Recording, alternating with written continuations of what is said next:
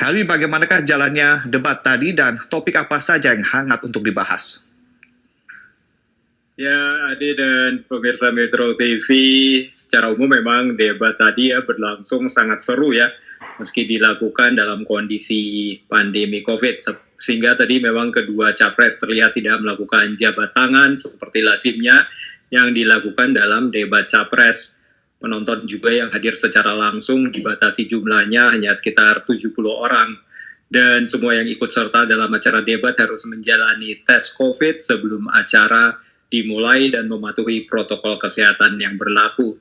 Tadi memang moderator debat, Grace Wallace dari jaringan televisi Fox News ya, tampak kewalahan mengatur karena kedua capres sering memotong ya saat diberi kesempatan untuk memberikan statement awal selama 2 menit ya.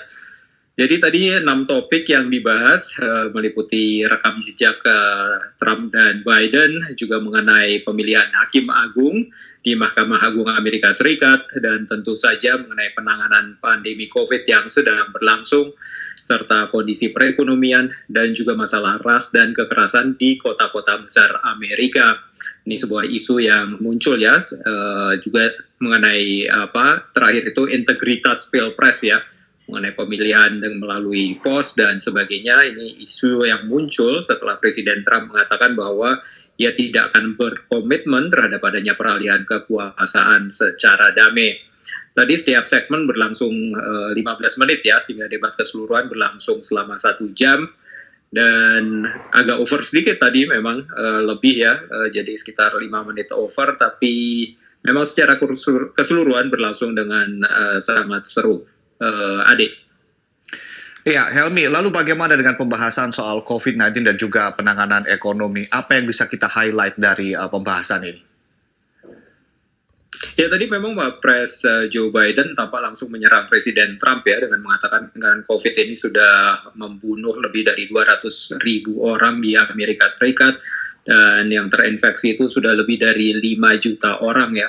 Jadi Biden tuh menuduh bahwa Trump itu tidak punya rencana ya yang pasti untuk menangani COVID, karena meskipun ia sudah tahu sejak awal bahwa COVID ini berbahaya, tapi ia tidak mau berterus terang kepada rakyat karena ia tidak mau membuat rakyat panik. Tapi ini yang justru dikatakan bahwa sebenarnya Trump sendiri yang panik dan hanya melakukan apa yang disebut sebagai menunggu saja. Tapi Trump kemudian membela diri dan mengatakan bahwa jutaan orang akan meninggal akibat COVID apabila melakukan rencana seperti yang akan direncanakan oleh Biden ya.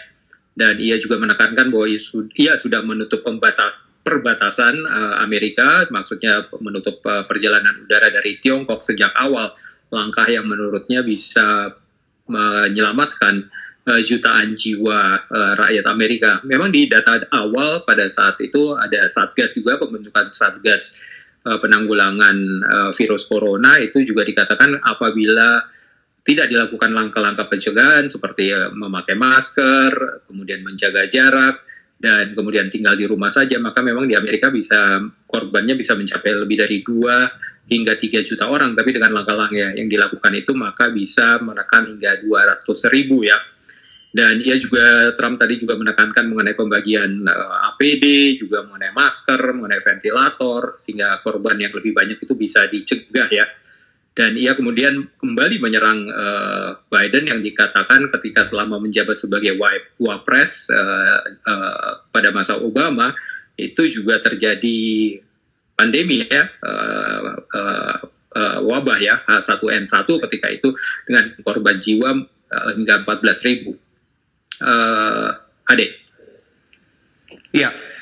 Helmi, apakah debat ini akan mempengaruhi keputusan para pemilih? Kalau kita lihat mungkin secara historis bagaimana debat pertama ini bisa merubah peta politik di sana. Seperti apa? Apa ulasan dari Anda? Ya, tadi memang biasanya debat ini akan memberikan dampak pada orang-orang yang masih belum menentukan pilihan ya, apa yang disebut sebagai undecided voters ya. Tapi saat ini jumlah undecided voters itu, kalau menurut tadi data dari Quinnipiac itu hanya sekitar 3%. Sementara kalau dari jajak Wall Street Journal dan juga NBC itu dikatakan sekitar 11%. Tadi Washington Post juga menyatakan mungkin memang antara 3 sampai 11%. Kenapa? Karena memang sebagian orang sudah mengikuti pemilihan secara dini yang dilakukan di 14 negara bagian. Sebuah survei dari seorang expert dari Universitas Florida itu menyatakan bahwa sudah sekitar 1,3 juta orang yang melakukan pemilihan secara dini.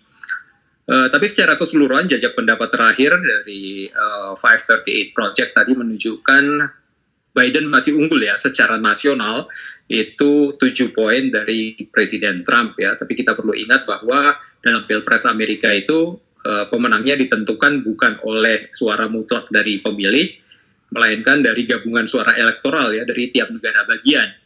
Jadi bukan secara nasional suaranya dihitung. Dan itu yang terjadi pada Pilpres 2016, di mana Hillary Clinton sebenarnya mengumpulkan jumlah suara yang lebih banyak 3 juta dari Presiden Trump, tapi Presiden Trump yang lebih unggul dalam pengumpulan suara elektoral dari setiap negara bagian, sehingga yang keluar menjadi pemenang ya.